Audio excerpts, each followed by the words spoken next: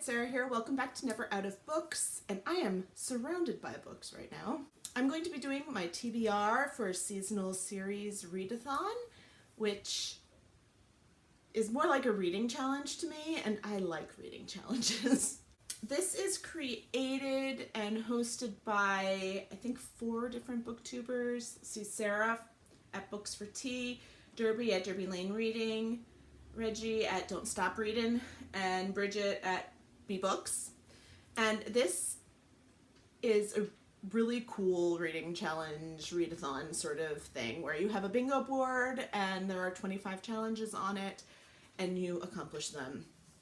There is one for every season of the year, and it actually goes for the actual calendar season. So this already started on March 20th and it goes through June 20th. So you have 3 months to complete all 25 of these challenges, which is totally doable.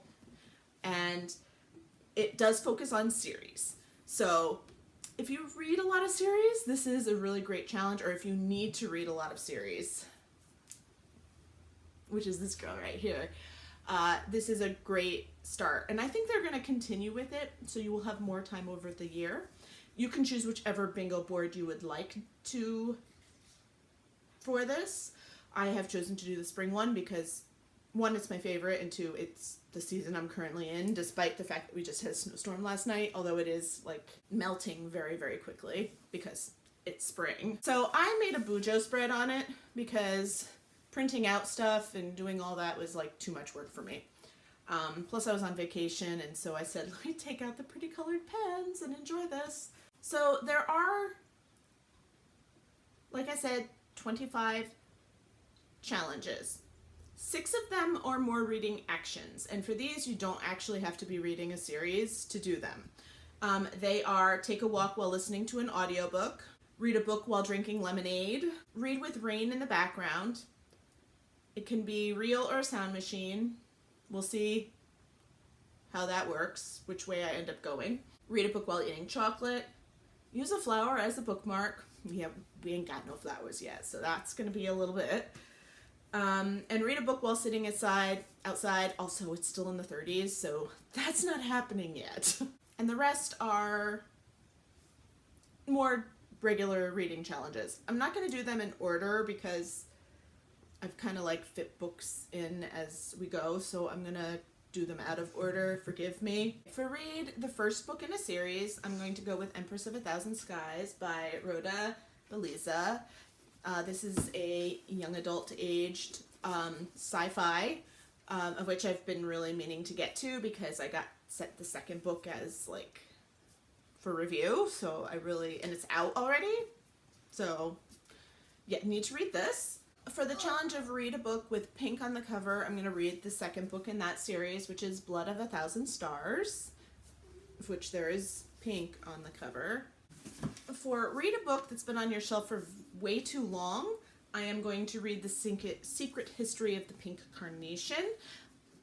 This is a reread, but I read it when it came out, which was a very long time ago, and this is a 12-book series that I really, really, really, really, really want to read. I wanted to read the series last year and didn't do it, and it is on my goals for this year to read this series again, so we got to start at the beginning, unfortunately. For read a book with green on the cover, I'm going to go with the 3rd book in that series that I was just talking about, which is The Deception of the Emerald Ring. Of course, I'm going to read the 2nd book too, but it didn't fit any of my challenges, so sorry.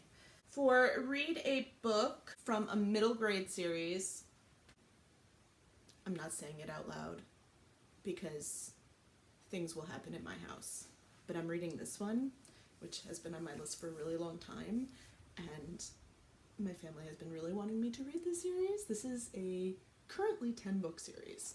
For read a series with a new book coming out in 2018, I'm going to read the 2nd one of this series, and there are 2 books coming out in 2018. I've got a lot of reading to do. One of the hardest challenges to find a book for was this one, and that is read a book of a series where the parents of the main character are not dead. Okay, this is like a common thing in most books with, because it creates instant sympathy for the character when they have no parents or they only have one parent or whatever, and so you already feel some sort of bond for them. This was really difficult. Now, I could get into this book and find out that her mother's not alive, but I think that both her parents are alive in this. So I have Death by Bikini by Linda Gerber. This is a young adult mystery where her family owns a luxury resort and things happen. So I think both her parents are alive. Then I have Read a Book where only the first book of the series is out. Would like to read The Traitor's Kiss by Erin Beatty. The second book is coming out later this year, but it is not out yet. So I think this was the only one on my shelf that I had this with. Then I have Read a Book with spring colors on the cover, which, I don't know, it was kind of hard for me because I'm like, I don't even know, but this seemed like kind of springy. About a Girl by Lindsay Kelk. This is a woman's fiction chick lit kind of book. And Read a Book with character growth. I mean, I guess most books have some sort of character growth, I hope. But I just picked the second one in that series, What a Girl Wants by Lindsay Kelk. So we'll see what happens. I assume there's going to be character growth. Then there's Read a series book set in the real world. I chose an ebook, Brew or Die by Carolyn Fardig. This is a cozy mystery, and it's set in, the real world with Earth and all of that. For Read a Duology, yeah, this is going to be fun. Two Edward Rutherford books. I have The Princes of Ireland and The Rebels of Ireland, and this is a duology, and they are massive and huge, but these are on my list of books that I wanted to read this spring anyway, and so this makes, yes, they're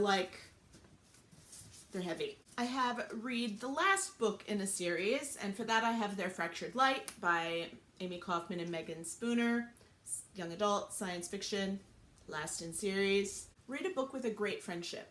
Now, unfortunately, you don't really know whether it's a great friendship until you read the book, but this sounds like there's going to be a very interesting friendship in it. Skink, No Surrender by Cara Hyacin. Yes, this is part of a series, the Skink series, and Skink is a former governor of Florida who is lives out in the swamps now and is all weird and stuff. And I just love Carl Hyacin books. They're satire. This happens to be a young adult book, possibly even middle grade.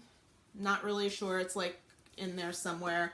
And I think he and this kid kind of form an interesting friendship in order to find his best friend. So, friendship. For Read a Book less than 300 pages, I have The Time-Traveling Fashionista and Cleopatra, Queen of the Nile.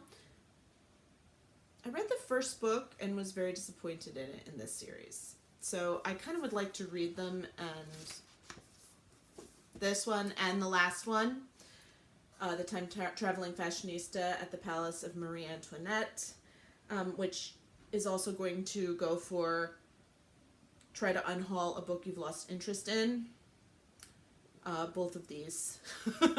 I thought that these books were going to be great, and I don't know. We'll see. The only book spot on the bingo board that I am having a little bit of trouble with at this point is find a book set at least partly in spring. I'm not sure. I have to do a bit more sleuthing, I think, to find a book that fits this. I mean, sometimes the romances are set in the spring season and things like that. I'll have to do a little bit more looking for that because a lot of my books don't talk about seasons, and I seem to have a lot of science fiction-y sort of books that don't really have seasons because you're in space. So a little more sleuthing, or if you have a recommendation for a book set in spring that's part of a series, please feel free to put it down below.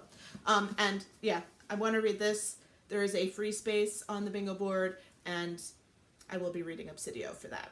with this, with this reading challenge or with this readathon, you are supposed to be pretty active on social media with it, tweeting and putting Instagram pictures of all of your progress. There's points, and they keep track of all of that stuff for you, so you don't have to keep track of your points. But the more points you get, the more times your name gets to get thrown into a pot for a giveaway of some sort. You can win the pot. I will be attempting to tweet or Instagram my progress. I'm not really great with all the social medias, but it's part of this readathon, so I'm going to do my best.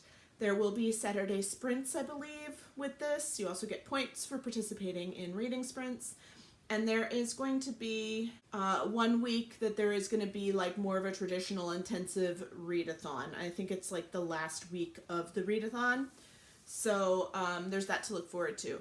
But other than that, this is like a marathon, not a sprint. So, you know, I will be reading other books in addition to this. I may just decide to finish like a series. And as you know, half the fun of these are just like putting together a TBR, even if I don't follow it. So you'll see how I do with this readathon at the end of it in 3 months. I will update you and do a video of just the things that I read for the readathon and how I did. So I hope that you're reading a wonderful book right now, and I am looking forward to seeing other people's TBR videos for this.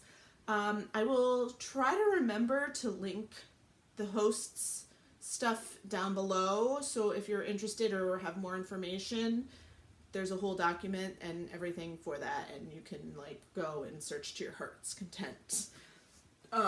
So that's all I got for you today. I will talk to you later. Bye.